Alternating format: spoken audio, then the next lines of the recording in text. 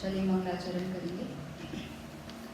जय श्री ओम नमः सुदेव्य मोक्ष मार्गस्य नेतारं भेदारं कर्म भूभृतां ज्ञातारं विश्वतत्त्वानां वन्दे तद्गुणलब्धये। मोक्ष मार्ग के नेता एवं कर्म पर्वतों के वेद और विश्व के सब तत्वों के गायक चेतन संवेद। सद्गुण आप समान प्राप्त हो यही भावना भागर दे। विनय पूर्वक करूं वंदना बारंबार जिनेश्वर देव। तत्वार्थ सूत्र में हमारा विषय द्वितीय अध्याय के आधार से पूरा हो चुका है और द्वितीय अध्याय के सभी सूत्रों को हमने बहुत अच्छा समय देकर के पूरा किया है, तो इसीलिए कोई शंकाएं ज़्यादा नहीं रहनी चाहिए। परंतु फिर भी कुछ आप लोगों को अध्ययन के समय पर लगा हो कि ये विषय फिर से समझना है या फिर ऐसा कुछ जो परीक्षा की दृष्टि से आप समझना चाह रहे हैं, तो आप परीक्षा को ध्यान में रखते हुए सामान्य अपने प्रश्नों को पूछ सकते हैं।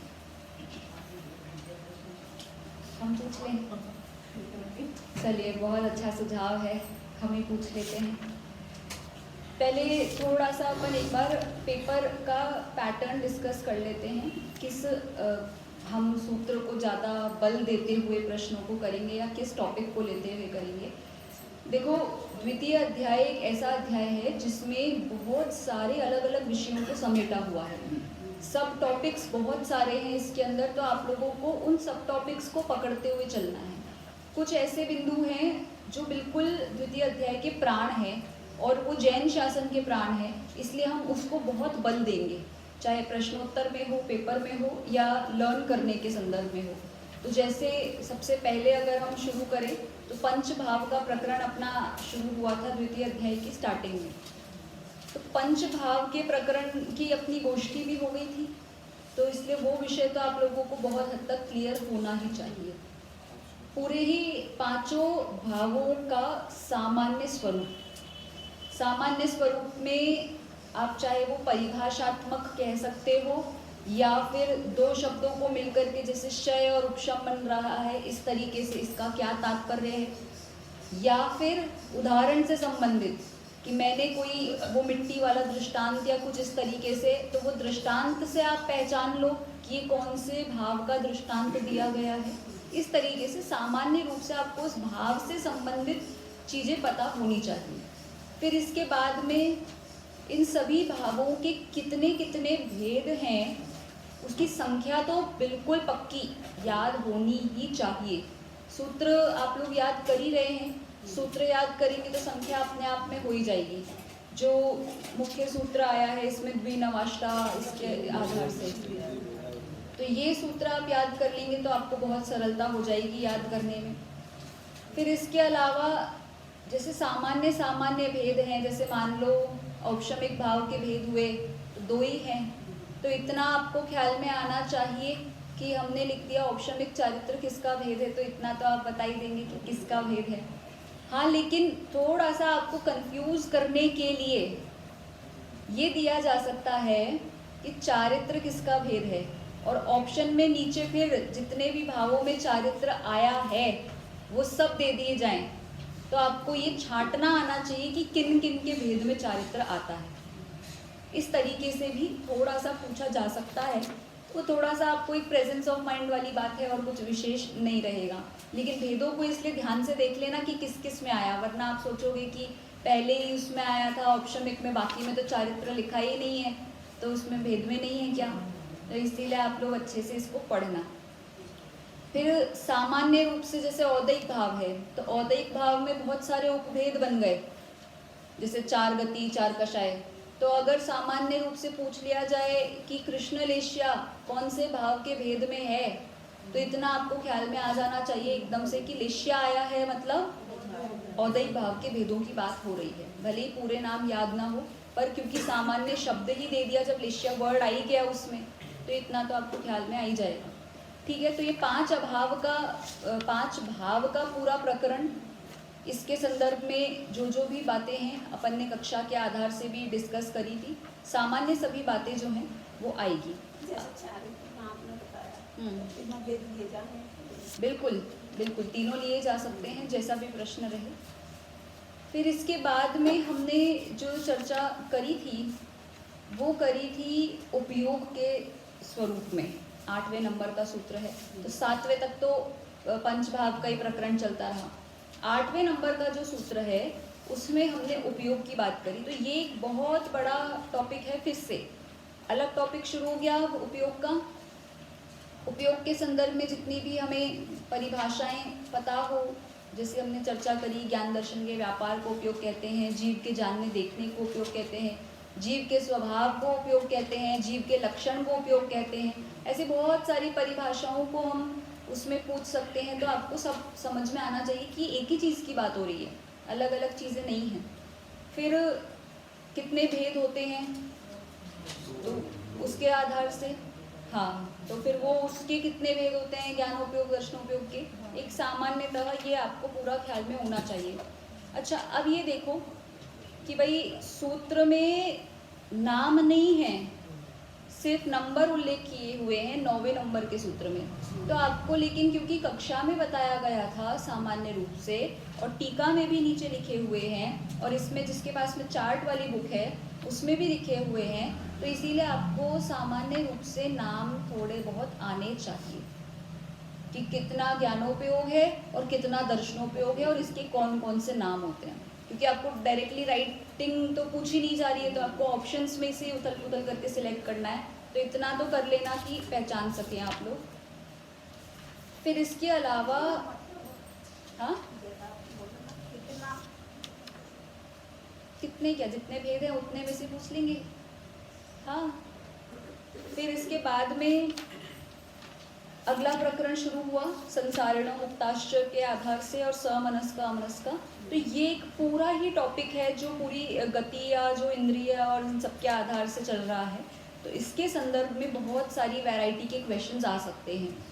ये सारे सूत्र जो आगे तक स्थावर तक जा रहे हैं और ये पूरे पंचेंद्रियाणी और सब यहाँ तक, इससे पहले मान लो 16 नंबर के सूत्र तक, 16 नंबर के सूत्र तक अपना जो विषय चला, उसके आधार से हम विभिन्न प्रकार के प्रश्न पूछ सकते हैं। पृथ्वी, जल, अग्नि आदि के आधार से हम ये जान सकते हैं। कुछ ऐसी बातें जो कक्षा में बताई हुई हैं और पुस्तक में नहीं हैं, वो पूछी जा सकती हैं। तो इसलिए कक्षा के नोट्स आप लोग आपस में शेयर कर लो, मुझे भेज दो तो मैं ग्रुप में भेज दूंगी, जिसमें भी बहुत व्यवस्थित बनाए हों। क्योंकि इसमें क्या है, जो प्रकरण आया है वो थोड़ा सा हिंट वाला प्रकरण है, और हमने इस प्रकरण को बहुत खोल खोल के अच्छे से डिस्कस करा था क्लास में, तो इसलिए आपको इसके आधार से करना है। संगी असंगी की परिभाषाएं देख लेना अच्छे से, क्या स्वरूप होता है इसका। और 5 स्थावरों का जो सूत्र है उसमें अपन ने प्रत्येक के 4-4 भेद डिस्कस करे थे, तो वो आपको बिल्कुल पहचानने आने चाहिए। कि सूत्र में इतना डिटेल नहीं है, लेकिन टीका में भी है और क्लास में भी बहुत डिस्कस किया था इसको। पृथ्वी, पृथ्वी जीव, पृथ्वी कायिक और पृथ्वी काय, ये 4। ज़रूरी नहीं है पृथ्वी से रिलेटेड पूछा जाए, अग्नि, वायु, कुछ भी पूछा जा सकता है, तो कंफ्यूज नहीं होना है। कौन सा स्वरूप किसका है, जीव किसमें है, शरीर किसमें है, इसके आधार से आपको अलग अलग आ जाना चाहिए। कि हमने अगर आपसे पृथ्वी काय पूछा है और ये पूछा जाए कि पृथ्वी काय जीव है या अजीव है, तो अजीव है, ये आपको पक्का आना चाहिए। ठीक है, कंफ्यूज तो नहीं होगे, क्योंकि पृथ्वी कायिक के द्वारा छोड़े हुए सामान्य शरीर मात्र को पृथ्वी काय या जल काय ये कहा जाता है। तो काय शब्द अजीव के लिए, कायिक शब्द आ जाएगा जहाँ पर, तो वो जीव युक्त हो जाएगा। तो इसलिए शब्द ध्यान से पढ़ना कि क्या पूछा गया है, काय या काय। हाँ, अगर पृथ्वी जीव पूछा जाएगा तो क्लियर ये जीव, और कायिक में है तो शरीर के साथ में माना जाएगा कि पृथ्वी कायिक जो है पृथ्वी के साथ में जीव है, ऐसा। ठीक है, पृथ्वी में तो सामान्य पृथ्वी है ही है, तो उसमें तो कुछ है ही नहीं।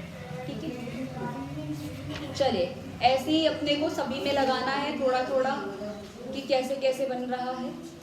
फिर इसके बाद में इंद्रियों के संदर्भ में 5 इंद्रियां होती है, और ये 5 इंद्रियों का जो स्वरूप है थोड़ा सा तो यहाँ पे हुआ है और फिर आगे आया है फिर से, जैसे स्पर्श रस गंध वर्ण शब्दास तदर्था वगैरह। इसमें आपको मैच करना आना चाहिए कि कौन सी इंद्रिय का विषय कौन सा है।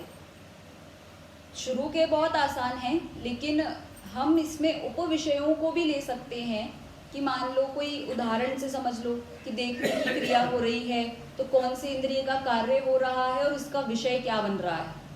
तो आपको जैसे मान लो कि नेत्र इंद्रिय अर्थात चक्षुर इंद्रिय का कार्य हो रहा है और विषय क्या बन गया, देख के बताओ। इसमें से 20वां नंबर का सूत्र है, और चक्षुर इंद्रिय का विषय क्या बना, वर्ण बना। चक्षुर इंद्रिय का विषय चक्षु नहीं होता, चक्षुर इंद्रिय का विषय वर्ण होता है। तो इस तरीके से आपको मैच करना आना चाहिए कि कौन सी इंद्रिय का विषय क्या है। अब इसमें भी उपभेद बहुत अच्छे से डिस्कस करे थे हमने, जैसे स्पर्श के 8 होते हैं, हल्का भारी रूखा चिकना करा नरम और ठंडा गरम। तो ये स्पर्श के 8 प्रकार के हैं, वर्ण 5 प्रकार का है, खूब अच्छे से अपन ने इसकी चर्चा करी थी। गंध 2 प्रकार के हैं।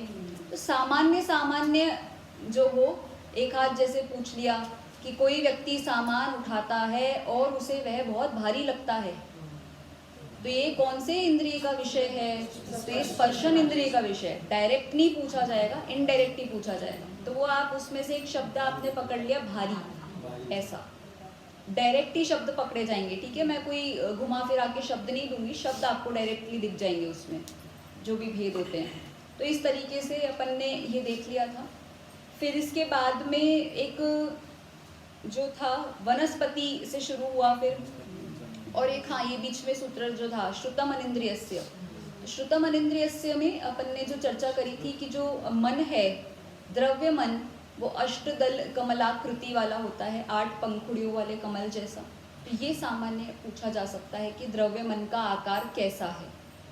तो नंबर से भी हेरफेर हो सकती है, पंखुड़ियों से भी हेरफेर हो सकती है, ये आप लोगों के लिए हिंट। अगला फिर इसके बाद में ये जो 23 नंबर का सूत्र है, इसके लिए आपको थोड़ा सा ध्यान देना चाहिए। सूत्र में उदाहरण दिए हुए हैं कि कौन सी इंद्रिय वाला कौन सा जीव होता है, और सूत्र में सामान्य रूप से कृमि, पिपलिका आदि ये नाम दिए हैं। ये नाम तो पूछे ही जा सकते हैं, इसके अतिरिक्त भी नाम आपको पूछे जा सकते हैं कि कोई भी हमने जीव का नाम बता दिया, अब आपको बताना है कौन सी इंद्रिय जीव है। तो ये आप अच्छे से प्रैक्टिस करना स्टार्ट कर दो कि कौन सा जीव कौन से इंद्रिय का होता है।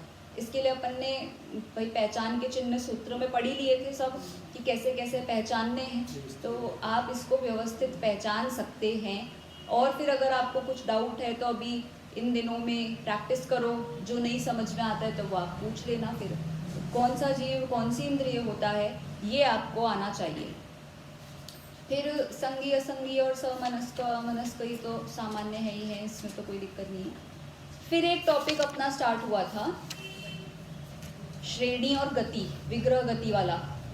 विग्रह गति वाला जो टॉपिक है उसमें से ज़्यादा प्रश्न नहीं हार्ड पूछेंगे हम, सामान्य प्रश्न पूछेंगे बहुत, जो जो सूत्र के आधार से हैं वो प्रश्न ही आएंगे। एक्स्ट्रा जो भी चर्चा करी थी उसमें से हम कुछ नहीं लेंगे, क्योंकि विषय ये थोड़ा सा क्लिष्ट पड़ता है। तो आपको बस जो जो सूत्र में है उतना उतना पूरा पढ़ लेना कि कैसे मोड होता है, कितने मोड है, कितने समय हैं, इतना बस एक थोड़ा सा थ्योरेटिकल आइडिया होना चाहिए। ठीक है, फिर इसके बाद में 30 नंबर के सूत्र के बाद में अब 31वां जन्म का प्रकरण स्टार्ट हुआ। अगेन बहुत इंपॉर्टेंट टॉपिक है और बहुत बड़ा टॉपिक है। जन्म का प्रकरण जो स्टार्ट हुआ था, सम्मूर्छन आदि। देखो अब इसमें 3 प्रकार से जन्म तो हो ही गए थे, उपपाद, गर्भज और सम्मूर्छन। फिर इसमें गर्भज के 3 भेद बन गए थे, जरायुज, अंडज और पोतज।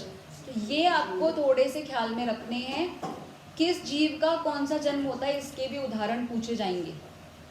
तो ये अपने ग्रंथ में ही उदाहरण आए हैं काफ़ी सारे, वो उदाहरण भी आप याद रख सकते हैं। और थोड़ा बहुत सामान्य एक हाथ जो मुझे लगता है तो मैं अलग से भी पूछूंगी, तो वो आप पहचान जाओगे, मुझे पता है, ज़्यादा हार्ड नहीं पूछेंगे, ठीक है। तो ये जितने जितने भेद हैं वो सब याद रखना, कितने भेद होते हैं संख्या में भी और नाम में भी। फिर देव नारकाणाम उपाधः वगैरह ये जो सूत्र आए हैं कि किसको कौन सा जन्म होता है, इसमें बिल्कुल कंफ्यूज नहीं होना है आपको, किसको कौन सा जन्म होता है।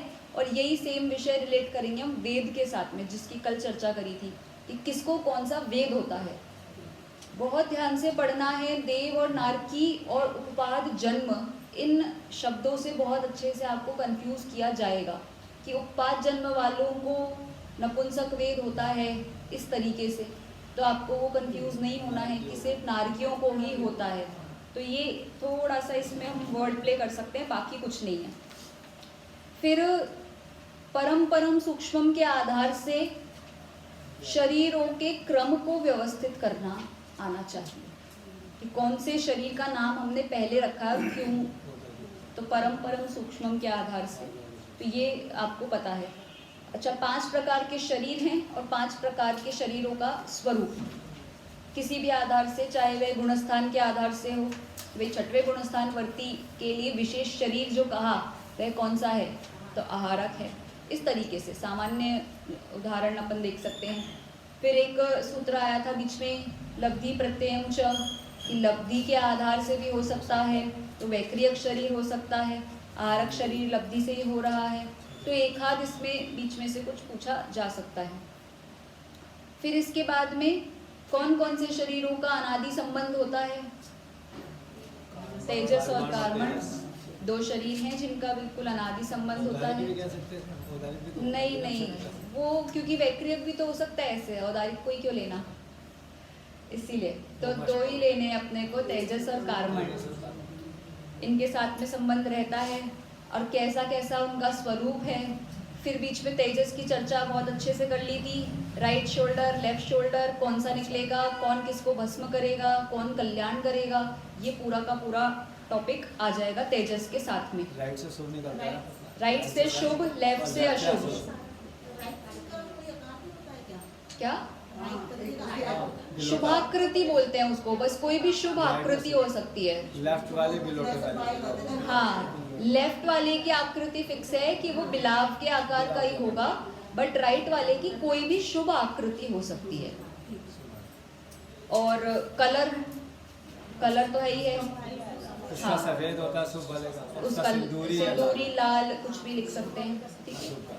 फिर इसके बाद में हमने चर्चा करी थी थोड़ी सी कि सम्मूर्छन, गर्भ, आद्यम, जो कल से शुरू करे थे अपन ने 45 नंबर के सूत्र से, तो वो कौन कौन से जीवों को कौन कौन सा होता है, जन्म किस किस को कैसा होता है, और वैक्रियक वालों को पाद जन्म होता है। इस तरीके से सामान्य चर्चा जो अपने ली थी वो इसमें आएगी।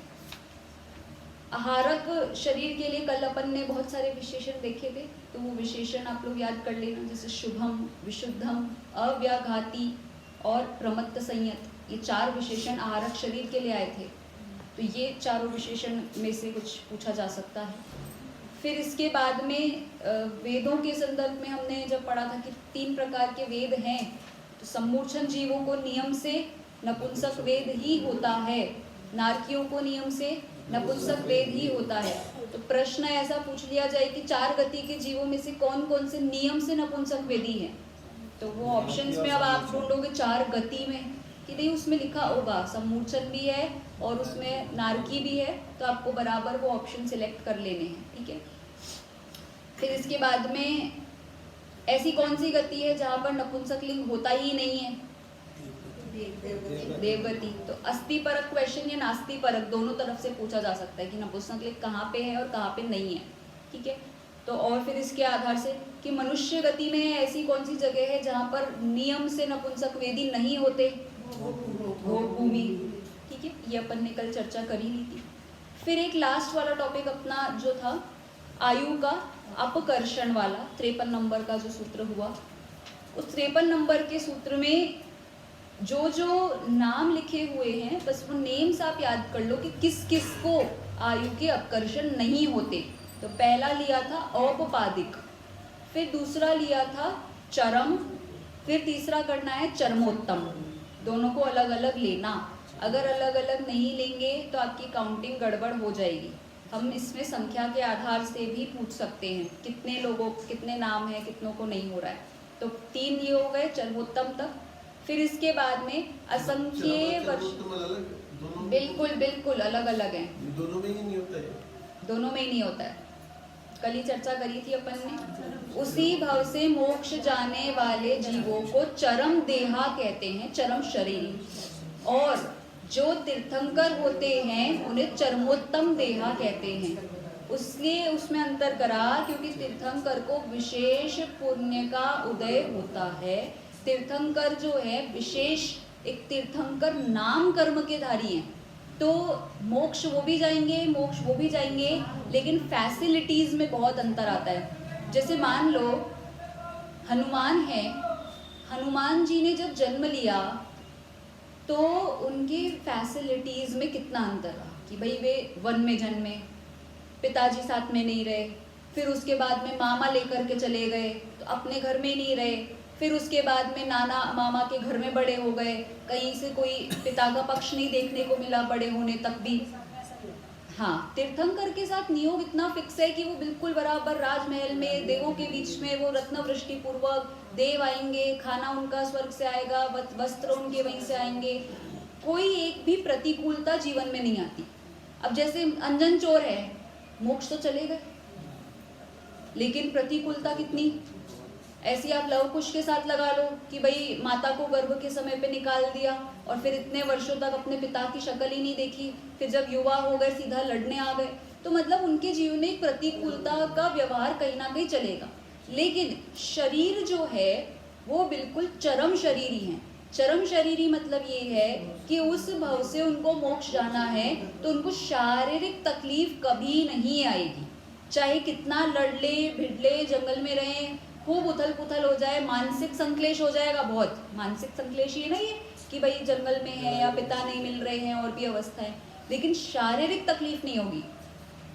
कहीं गिर गए तो फ्रैक्चर नहीं होएगा, किसी भी युद्ध में बिल्कुल कोई कितना ही घायल हो जाए कोई नुकसान नहीं होगा। आप देखो रामचंद्र जी लक्ष्मण और रावण युद्ध कर रहे हैं, उसमें से लक्ष्मण को शक्ति लगती है, लक्ष्मण मूर्छित होते हैं क्योंकि वे चरम शरीरी नहीं हैं, और रामचंद्र जी क्योंकि चरम शरीरी हैं तो इसलिए उनका इस तरीके से मरण होगा ही नहीं होगा। जैसे रावण मर गया बीच में, बाकी नहीं मरे, विभीषण नहीं है, या और उनके जो भाई हैं कुंभकर्ण आदि। तो ये जिनका चरम शरीरी का योग होता है वे चरम शरीरी कभी भी शरीर के माध्यम से आघात को प्राप्त नहीं होंगे। थोड़ी बहुत खरोच आ सकती है, थोड़ा बहुत स्किन पे कुछ हो गया, घाव लग गई, ठीक है भर गया, लेकिन ऐसा तीव्र नुकसान नहीं होएगा और मोक्ष जाएंगे। मोक्ष जाना है इसीलिए तो नुकसान नहीं होएगा क्योंकि शरीर के आधार से ही तो तप होएगा। अगर शरीर को कुछ हो जाएगा तो तप कैसे करेंगे, और तप कैसे नहीं करेंगे तो फिर मोक्ष कैसे जाएंगे। इसलिए चरम शरीरी और चरमोत्तम शरीरी में बहुत अंतर है।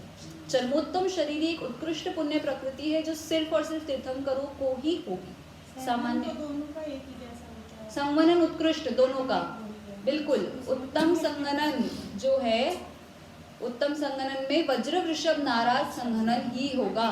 और देखो क्या है, वज्र ऋषभ नाराज संवनन से हम सामान्य एक बल का अंदाजा लगा सकते हैं क्योंकि उस समय पे जो तिर्यंश होते हैं उनको भी वज्र ऋषभ नाराज संवनन होता है।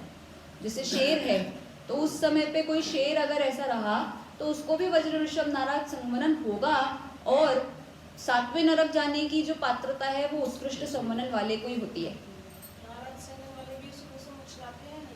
वज्र ऋषभ नाराज वाले नहीं कोई गारंटी नहीं है, और उत्कृष्टता से तो वज्र ऋषभ नाराज संवनन वाले ही जाएंगे बिल्कुल। तो इसीलिए हाँ बिल्कुल शेर है या उस समय पे ऐसे जिन जिन जीवों को 7वें नरक पहुंचना है या फिर उत्कृष्ट स्वर्ग में पहुंचना है या जिनको मोक्ष जाना है, ऐसे उत्कृष्ट काम करने वाले बलधारी जीवों को वज्र ऋषभ नाराज संवनन होता है। ठीक है। संस्थान में हम बात नहीं कर रहे हैं समचतुरस्र संस्थान वाली, इस संगणन की बात हो रही है। और संगणन में मतलब ये है कि जिनकी हड्डियां, वेष्ठन आदि बहुत मजबूत होते हैं, जिनकी हड्डियां वज्र के समान होती हैं, जिनको कभी कोई तोड़ नहीं सके, जीवन भर नहीं टूटेंगी कभी भी।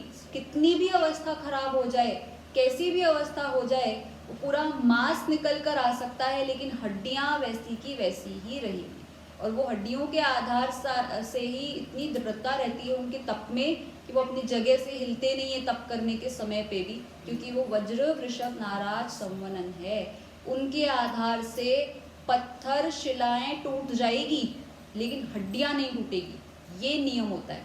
तो इसीलिए इसको मोक्षगामी जीवों का यही होता है, बिल्कुल नियम से, नाराज सहन, बिल्कुल वज्र ऋषभ नाराज संघनन ये होता है। और बाकियों के मोक्षगामी जीवों, हाँ उसी भाव से या तीसरे भाव उसी बात हाँ हाँ हाँ बिल्कुल।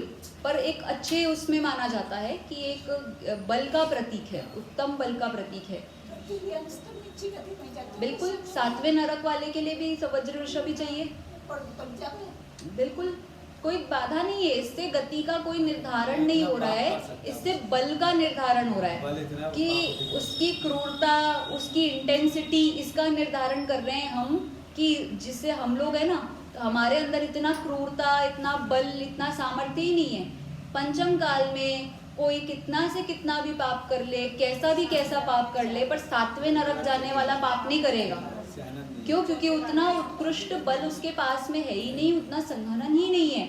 और वो जीव जो उस समय पे वज्र वृषभ नाराज संवनन लेकर के पाप करेगा, तो वो मानो कि जैसा भी पाप करे तो वो सातवें नरक जाने की पात्रता बना सकता है। तो ये एक बल का सूचक है, ये एक इंटेंसिटी का सूचक है कि उसकी इंटेंसिटी और हमारी सामान्य लोगों की इंटेंसिटी में इतना फर्क हमेशा ही रहेगा। बिल्कुल बिल्कुल बिल्कुल, उसके दोनों रास्ते बन सकते हैं। ठीक है, तो औपपादिक, फिर चरम, चरमोत्तम, फिर एक आया असंख्येय वर्षायुषो। असंख्येय वर्ष आयुष वाले कौन से होते हैं? भोग भूमि वाले होते हैं। असंख्यात वर्ष की आयु कैसे कही थी कि एक पल्य जो होता है वो असंख्यात वर्षों का होता है, और भोग भूमि की जो आयु होती है वो क्रमशः एक पल्य, 2 पल्य और 3 पल्य मध्यम, जघन्य और उत्कृष्ट की अपेक्षा चलती है।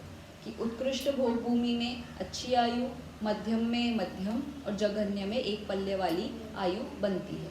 ठीक है, तो उनको असंख्यात वर्ष भोग के रहते हैं और नियम से पुण्य का साधन है, नियम से पुण्य का ही स्थान है, तो इसीलिए भोग भूमि वालों को भी हमने पुण्य में ले लिया। यहाँ पर जितने लोगों के नाम लिख दिए गए हैं वे सब पुण्य वाले हैं, बस एक औपपादिक जन्म में नारकी जीवों का वेरिएशन रह गया एक, कि नारकी, क्योंकि उपपात जन्म ले लिया तो नारकी भी साथ में है, और नारकियों में भी दुख की सीमा होने के कारण से, दुख की पराकाष्ठा होने के कारण से उन्हें भी इसमें शामिल किया। तो ये जितने भी नाम हमने यहाँ पे लिए वो एक उत्कृष्टता है। किस चीज़ की उत्कृष्टता है? कि या तो पुण्य की या पाप की। हम जैसे मध्यम कैटेगरी वाले जीवों को यहाँ पे लिया ही नहीं है। ठीक है, तो इसलिए औपपादिक में समझना देव और नारकी, और चरम, चरमोत्तम देहा में मनुष्य गति वाले हो गए जो चरम शरीरी इस भाव से मोक्ष जाएंगे, चरमोत्तम अर्थात तीर्थंकर जो इस भाव से मोक्ष जाएंगे, और उसमें चरमोत्तम में उत्तम संघनन अपने आप ही आ ही गया। और फिर असंख्यात वर्ष की आयु वाले, इनको क्या होता है? अनपवर्त्य आयुषः, इनकी आयु में अपवर्तन नहीं होता। अपवर्तन या अपकर्षण एक ही बात है। इसका मतलब ये होता है कुछ कम हो जाना, घट जाना। किस चीज से घट जाना? कि वर्तमान में जो आयु चल रही है उसमें से कुछ घट जाना, उसको कहते हैं अपवर्तन या अपकर्षण।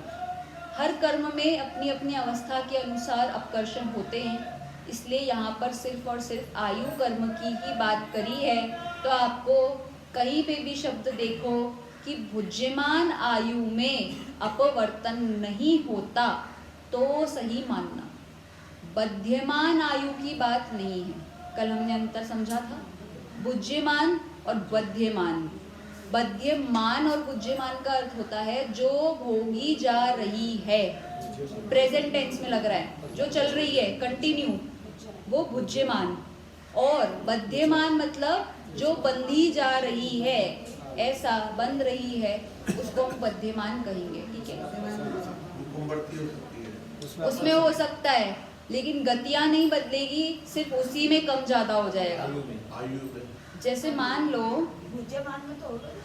हाँ बुद्धिमान में नहीं होगा। जैसे मान लो कि आप ने डोसा बनाने के लिए घोल तैयार किया। अब उस डोसे के घोल में आपने ये कहा कि ये ज़्यादा गाढ़ा सा लग रहा है, इसको पतला कर लो। तो हमने कहा ठीक है भाई, पतला कर सकते हैं, तो पानी मिला दिया, बढ़ गया वो, बहुत सारा हो गया। आपने कहा अरे ये तो ज़्यादा पतला हो गया, इसको थोड़ा सा गाढ़ा करना पड़ेगा। तो फिर इसमें हमने कुछ मिला दिया, मान लो थोड़ा सा सूजी या आटा वगैरह जो भी मिला सकते हैं, फिर मिलाया तो वो गाढ़ा हो गया। जो भी कम्बड़ हो रहा है उसी में हो रहा है। आपने अलग से कोई चीज़ निकाल के हम ये बोल दे कि ये आपने जो डोसे का घोल तैयार किया है, क्या हम इसको रोटी के आटे में कन्वर्ट कर दें? कैसे संभव है? बिल्कुल संभव नहीं है। कितना उसमें आप आटा या सूजी डाल दोगे कि वो रोटी बनाने वाले आटे जैसा हो जाए? कि नहीं हो सकता। फिर कोई कहे इससे हम गोलगप्पे बना सकते हैं क्या? कि अरे नहीं, ये तो डोसे का घोल है ना। ऐसे ही आयु जो है कि अगर नरकायु है तो नरकायु, स्वर्ग आयु है तो स्वर्ग आयु, जो भी आयु चल रही है उसी में कंबड़ हो जाएगा। ऐसा नहीं है कि आप बोलो कि अरे नरक की स्वर्ग और स्वर्ग की नरक कर दे, नहीं, ऐसा संभव नहीं है। क्यों? क्योंकि एक बार आयु बंध गई तो अब उसमें हम कुछ चेंजेस ऐसे नहीं कर सकते। हाँ, ये बता सकते हो आप कि मैंने अच्छे परिणाम किए तो वो कुछ बढ़ गई, और मैंने कुछ खराब परिणाम किए तो वो कुछ कम हो गई। उदाहरण के लिए राजा श्रेणिक का अपन ने देखा ही था। और एक उदाहरण आप लोगों को राजा श्रेणिक के पूर्व भाव का दिया था मैंने एक बार, कि वो भील की पर्याय में था और उसने मुनिराज से मांसाहार छोड़ने का नियम ले लिया था। फिर उसके बाद में जब वो मांसाहार छोड़ देता है तो तबीयत खराब होने पर देव ने नहीं, मित्रों ने और घर वालों ने कहा कि मांस की औषधि ले लो, मांसाहार कर लो। तो उसने कहा नहीं नहीं, मेरा तो नियम है। तो फिर उसका एक मित्र समझाने आता है उसको और बोला कि मैं रास्ते में आ रहा था तो मुझे एक महिला रोती हुई दिखाई दी, और मैंने उस महिला से पूछा, क्या पूछा कि क्यों रो रही हो? तो वो महिला बोली कि मैं सामान्य महिला नहीं हूँ, मैं स्वर्ग से आई हुई यक्षिणी हूँ। यक्षिणी सामान्य जाति की देवी होती है। उसने बोला कि मेरे पति जो हैं अभी यहाँ पर आपके मनुष्य गति में इस नंबर के घर में हैं और वो मरने वाले हैं और वो मेरे पास आने वाले थे। बोला अब क्यों नहीं आ रहे? तो बोले इसीलिए क्योंकि अभी आप उनके पास जाओगे और जाकर के आप उनको बोलोगे कि अनुव्रत धारण कर लो, और वो आपके कहने से अनुव्रत धारण कर लेंगे और उनकी जो आयु यहाँ सामान्य व्यंतर की बनने वाली थी अब वो सौधर्म स्वर्ग की बन जाएगी। ऐसा बन गया ना चेंज, घट बढ़ की जगह इनका बढ़ गया, उत्कर्षण हो गया, अच्छा हो गया और पॉजिटिव हो गया। तो बिल्कुल ऐसा ही होता है कि बोले हाँ मैं उसको नियम करवाने ही जा रहा था, तो वो मित्र जाता है, उसको सब बात समझाता है, अनुव्रत दिलवाता है, और वो अनुव्रत बहुत अच्छे से धारण करता है। और वहाँ पर अनुव्रत लेकर के जब वो मरण करता है तो वो प्रथम स्वर्ग में उत्पन्न होता है, अर्थात वैमानिकों में चला जाता है, जबकि सामान्य आयु बनी थी एक मांसाहार छोड़ करके। तो मतलब कहने का तात्पर्य ये कि स्वर्ग की आयु तो स्वर्ग की ही रही, लेकिन जो भी चेंजेस हुए वो पॉजिटिव ये हुए कि ऊपर की बन गई। कुछ अगर वो नेगेटिव करता, लास्ट में छोड़ देता नियम वगैरह, तो ऐसा भी हो सकता था कि वैमानिक में नहीं जा करके किसी नीचे स्वर्ग में ही बन जाता। तो ऐसा अपकर्षण उत्कर्षण आयु कर्म में बध्यमान में उसी में चलेगा। लेकिन बुद्धिमान की जब बात हो रही है तो बुद्धिमान में जो सामान्यहीन जीव है, हम तुम जैसे, जो इनमें नहीं जिनका नाम आया है, उन जीवों को वर्तमान में ऐसा अपवर्तन हो सकता है। और उसके कारण भी हमने कल समझ लिए थे, जो गोमट सार की गाथा के आधार से विश्ववेयन नृतक है वाली गाथा जो कल आपको सुनाई थी, कि बाह्य में कोई ऐसा निमित्त दिख जाएगा कि ऐसी स्थिति बन जाएगी। परंतु जैसे वो देवी को पता था ना, सब अवधि ज्ञान से जान करके आई थी कि अभी आप ऐसा करोगे फिर आप ऐसा करोगे, अब वो हमारे लिए, नीचे वालों के लिए है कि अरे ये तो सरप्राइज हो गया, वो तो वैमानिकों में चला गया, उसको तो पहले से पता है। ऐसे ही केवल ज्ञानी को, जिनको तीन काल की पर्यायों का ज्ञान है, उन्हें तो सब बातें पहले से ही पता है कि इसका अपवर्तन होना है या इसका उत्कर्षण होना है। ठीक है, तो इसलिए ये वाले सूत्र के आधार से भी किस जीव को कौन सी कैसी आयु है, क्या है, कहाँ कहाँ कौन है, सामान्य जीवों को तो बुद्धिमान आयु भी बिल्कुल फिक्स होती है ना, जैसे उनकी होती है तीर्थंकरों की, उसमें कम बढ़ती कैसे हो सकती है? यही तो बताया, ये तो पूछना ना कि इसमें जिसकी आयु फिक्स है सामान्य जीवों की, हाँ। हम तुम जैसे जिनका नाम इसमें नहीं, तो फिक्स मतलब क्या है कि हम ये मान रहे हैं, मन लेकर आया हो, हम ये मान रहे हैं पंचम काल की उत्कृष्ट आयु 120 वर्ष है, ये फिक्स है बिल्कुल। अब हम लेकर के आए हैं मान लो 20-25 साल ही, तो अब जो हमारे निषेक हैं, मान लो 80 साल के निषेक भी होंगे हमारे पास में, क्योंकि हमने पंचम काल में जन्म लिया है। मान लो आगे के निषेक भी होंगे हमारे पास में कि इतनी आयु हम सोच रहे थे कि होनी चाहिए, पर इतनी नहीं है, हमारी तो 20-25 ही है। तो वो निषेकों का फटाफट एकदम उदय में आता है और वो बिल्कुल बराबर 25वें वर्ष में ही मर जाएगा। और निषेकों के आधार से ऐसा बाहर से आपको निमित्त दिख जाएगा कि एकदम हार्ट अटैक हो गया या एकदम उसको कुछ हो गया, तो ये बाह्य निमित्त है और उसको हम कह देते हैं अकाल में मरण हो गया।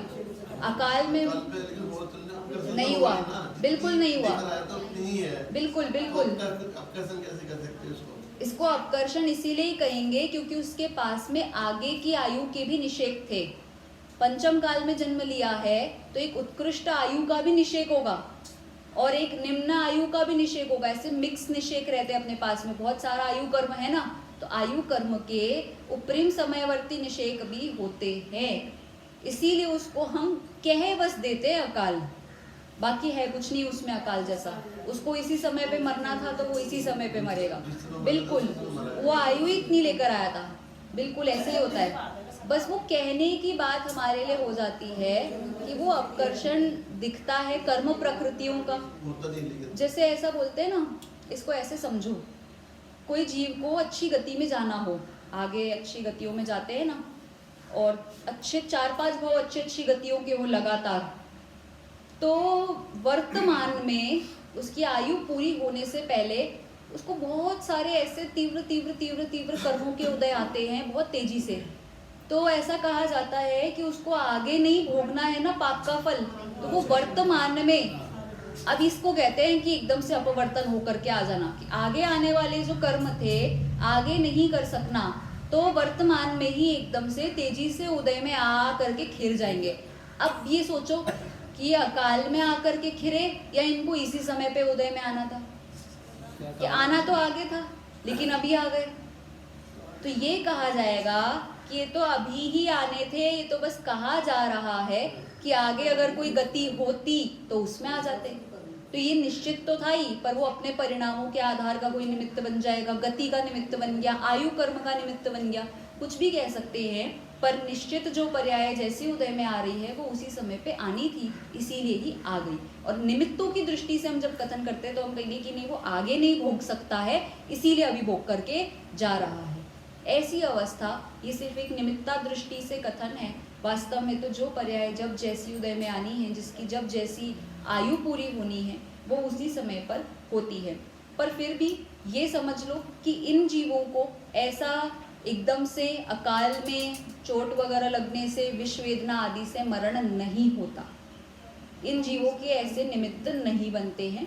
इस प्रकार से आप पॉजिटिव वे में लेकर के देखो तो ये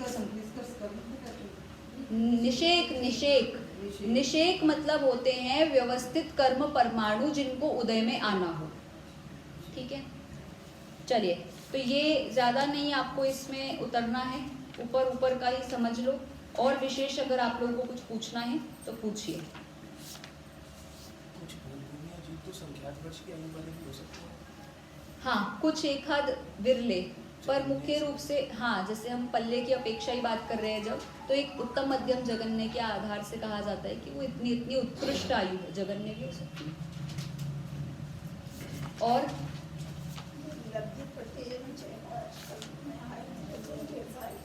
लब्धि प्रत्ययम च, ये सूत्र का अर्थ पूछ रहे हैं, कोई बता सकता है कक्षा में से? अब तो आप लोगों की तैयारी हो ही गई है। 47 नंबर का सूत्र है लब्धि प्रत्ययम च। कौन बताएगा? हाथ खड़े करो। बताएंगे आप? चलिए भैया बता रहे, सुनिए ध्यान से। वैक्रिक शरीर जो है वो लब्धि से भी प्राप्त हो सकता है, जैसे विशेष तपादि करके, कुछ समझ में आया? जैसे विष्णु कुमार मुनिराज ने प्राप्त। हाँ, वैक्रिक शरीर के संदर्भ में सूत्र आया है कि लब्धि से भी प्राप्त किया जा सकता है। कि हमने ये बता दिया कि वैक्रिक शरीर किसको होता है? उपपाद जन्म वालों को होता है। तो बोले कि हमने तो मनुष्य में भी देखा है ऐसा विष्णु कुमार मुनिराज जैसा, जिन्होंने ऐसे शरीर बनाए जो ऊपर नीचे हो जाते हैं, बड़े हो जाते हैं। तो बोले हाँ, लब्धि प्रत्ययम च, लब्धि के साथ में भी प्राप्त हो सकता है। क्या? वैक्रियक शरीर। अब वो शरीर का वो औदारिक के साथ में विक्रिया आ जाती है बस।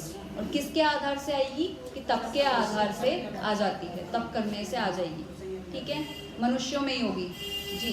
हमने जैसे योनि को डिफाइन किया कि 3 तरह की, मतलब जन्म लेने के स्थान को उबाद, गर्म और खामोश।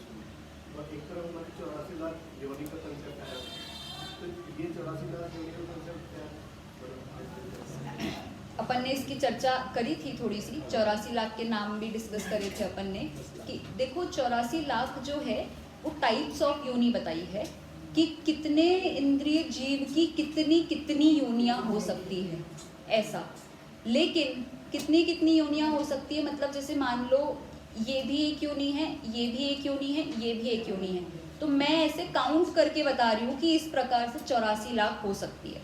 लेकिन है ये इन्हीं में शीत, समृत, विवृत, वैरायटी 9 टाइप की रहेगी कहीं ना कहीं, या तो गर्मी में होगा या सर्दी में होगा या मिक्स में होगा।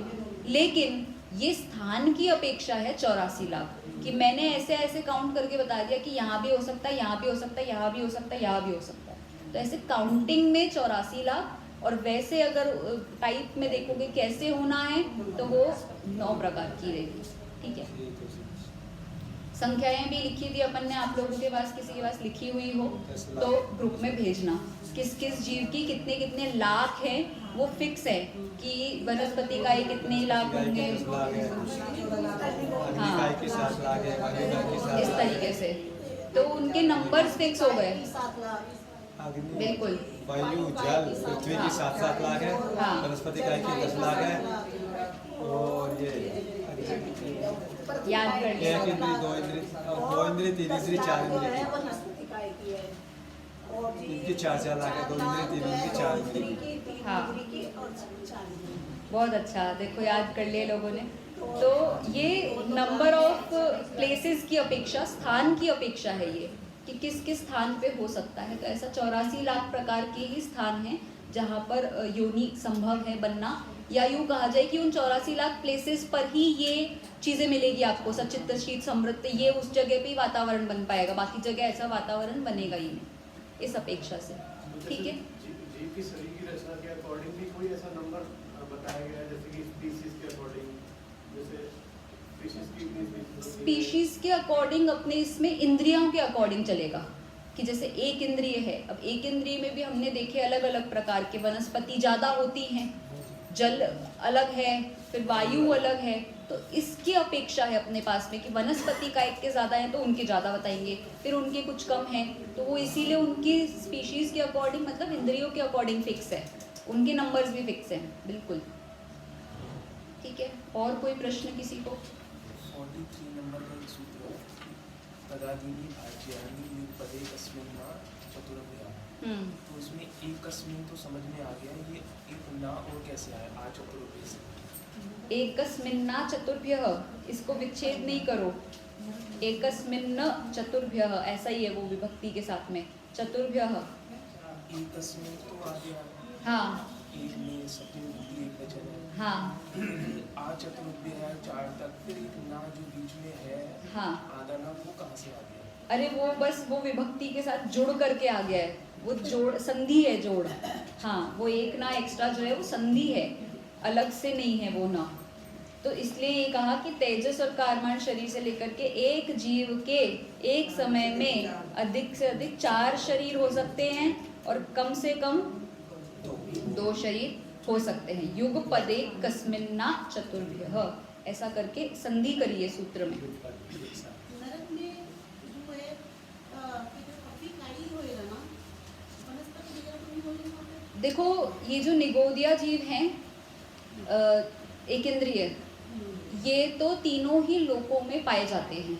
तो फिर वो चाहे नरक हो या स्वर्ग हो या सिद्धशिला हो, इस नाम कर्म के साथ में कहीं पर भी पाए जा सकते हैं। बिल्कुल है, सब जगह हैं, सभी हैं, पांचों स्थावर है, सब जगह हैं। चलो अगला, सब जगह है, 3 लोक में, एक इंद्रिय सब जगह है ना, ठीक है। हाँ बिल्कुल बिल्कुल, अग्नि भी है, वायु भी है, बिल्कुल छोटे छोटे सूक्ष्म हैं, दिखाई भले ही न दें, लेकिन उनको नाम कर्म का उदय, गति नाम कर्म का उदय इसी का रहेगा, तो इसलिए उनको उस जीव की संज्ञा दी जाती है। जैसे मान लो आपको ऐसा नहीं कि ऐसे छोटे से अलग से दिखेंगे अग्नि वायु वनस्पति के कुछ प्लांट दिख रहे हो, सिद्धशिला में आप सोच रहे होगे कि घास होगी, ऐसा वाला नहीं। ये तो इनकी शरीर की आकृति हम मध्य लोक के आकार से जान रहे हैं, पर जिन जीवों को इस गति का उदय है, जिस इस नाम कर्म का उदय है, तो वे सूक्ष्म है, हो सकता है हमारी दृष्टि गोचर ही ना है, क्योंकि एक इंद्रिय जो है 3 लोक में ठसाठस भरे हुए हैं, तो वो ठसाठस वाले जो है वो सूक्ष्म है, तो उनका शरीर ऐसा दिखाई नहीं देता बाहर से। ऐसा भी हो सकता है कि नेत्रों से नहीं दिख रहा है, पर उसको एक इंद्रिय नाम कर्म का उदय है, तो उसमें कोई भी एक हो सकता है, इसमें से नाम कर्म का उदय बिल्कुल संभव है। तो इसलिए वो आकार पे नहीं देखो आप, उसके नाम कर्म का गति का उदय कहा जाएगा। जैसे बोलते हैं ना कि कोई बालक है तो वो गर्भ में आया, और गर्भ में आए हुए मान लो उसको 1 महीना 2 महीना हुआ और उसके बाद में चला गया, तो उसको बराबर वो मनुष्य गति चालू हो चुकी थी, उसको कोई ना कोई एक वेद, उसको कोई ना कोई कषाय लिंग, सब उसके बराबर आहार आदि 6 पर्याप्तियाँ पूरी हो चुकी थी, तो मनुष्य गति में काउंट हो जाएगा, चाहे वो फिर कितने ही समय के लिए आया हो उसमें और कितने समय में ही चला गया। तो वो हमें तो दिखाई नहीं, मनुष्य जैसा हाथ पैर तो बने ही नहीं थे, तो नहीं उसको, क्योंकि नाम कर्म प्रारंभ हो चुका, गति निश्चित हो चुकी, उसी में काउंट किया जाएगा, चाहे आपको हाथ मनुष्य जैसे दिखे या न दिखे। ठीक है, चलिए और कुछ प्रश्न किसी को? बिल्कुल, नाम कर्म की अपन प्रकृतियाँ पढ़ेंगे आगे के अध्यायों में। ठीक है, तो अब आप लोग बहुत अच्छे से, प्रत्येक वनस्पति का एक थोड़ी कहना है। हाँ साधारण प्रत्येक भेद ऐसे नहीं पढ़ेंगे, सामान्य वनस्पति का ही समझो। वो साधारण वनस्पति हाँ का साधारण वाले ही रहेंगे, बिल्कुल बिल्कुल, ऐसे वाले नहीं, नहीं पेड़ पौधे वाले नहीं, सामान्य साधारण। ठीक है, हाँ हाँ वनस्पति में बहुत वैरायटी है, इसलिए सामान्य सूक्ष्म साधारण समझ सकते हैं हम। ठीक है, पूरा करें। चलिए आप लोग परीक्षा की तैयारी करिए, और अगले 1 या 2 हफ्ते में हम महावीर जयंती के बाद रखते हैं परीक्षा, ताकि आप लोग अभी महावीर जयंती के कार्यक्रमों में भी व्यस्त रहेंगे, तो इसके बाद अपन एक निश्चित तिथि रख करके परीक्षा रखेंगे, ऑनलाइन माध्यम से परीक्षा रखी जाएगी। और सूत्र आपको याद करने हैं, इसलिए मन लगा करके सूत्र याद करिए, कंठपाठ सुनाने हैं, तो आप लोग मेरे पास में जैसे जैसे होता जाए वैसे वैसे अपने नाम भेजते चले जाएं। और डायरीज़ जो भी मेंटेन कर रहे हैं, जैसे रूपाली भाभी की होती है, एक सीमा जी की है हमारे पास में, इनकी भी है शायद, है ना? बना रहे हो आप? नहीं बना रहे हो? बना लो, ठीक है। और चाची जी हैं, और रूबी आंटी है, चाची हमारी दोनों, तो आप लोग सब बनाइए डायरीज, जो भी बेस्ट से बेस्ट है। यहाँ पे पुरुष वर्ग में तो एक ही नाम रोशन करते हैं हमारे भैया, बना लो भैया इस बार भी, कम से कम एक तो है। शशांक भैया आप भी बना रहे हो, बस बढ़िया है। तो बाकी पुरुष वर्ग से भी निवेदन है, अच्छी अच्छी डायरीज नोटबुक्स जो भी आप बनाते हैं वो नोट करके लाइए, यहाँ पर हम इसे प्रदर्शित करेंगे और उसको भी हम पुरस्कृत करेंगे जिसकी भी बेस्ट होगी। और सूत्र सुनाने वाले सभी को पुरस्कृत किया जाएगा, पहला दूसरा अध्याय दोनों सुनाने हैं। कदाचित कोई ऐसा रह जाए जो पहला नहीं सुना पा रहा हो, मात्र दूसरा सुना रहा हो, उसके लिए भी एक अलग व्यवस्था करेंगे। पर मुख्य रूप से 2 अध्याय तो सुनाने ही हैं, क्योंकि पहला अपना हो चुका है तो वो याद ही है, रिवाइज करना है, और दूसरा भी करना है। सुनाने के लिए आपको पर्याप्त समय मिलेगा, 20 तारीख के बाद ही सुने जाएंगे, इतना पक्का है। अब वो जब भी सुने जाएं उसकी तिथि निश्चित नहीं कर रहे हैं हम, वो तभी सुनेंगे अपना जब यहाँ पर एक समापन का कार्यक्रम रखेंगे ना अपन इसका द्वितीय अध्याय वाले का, तब सुनेंगे, तभी पुरस्कार दिए जाएंगे। तो आप लोग इसलिए व्यवस्थित इसको याद कर लें। कोई भी आप लोगों को त्रुटि हो, आप लोग मुझे फ़ोन करके मैसेज करके जैसे भी हो सके पूछ लीजिएगा, कोई बाधा नहीं है। पर विषय को अच्छे से तैयार करें और सभी को परीक्षा के लिए शुभकामनाएं। और फिर इसके बाद में अपन तृतीय अध्याय प्रारंभ करेंगे। ठीक है, जय जी।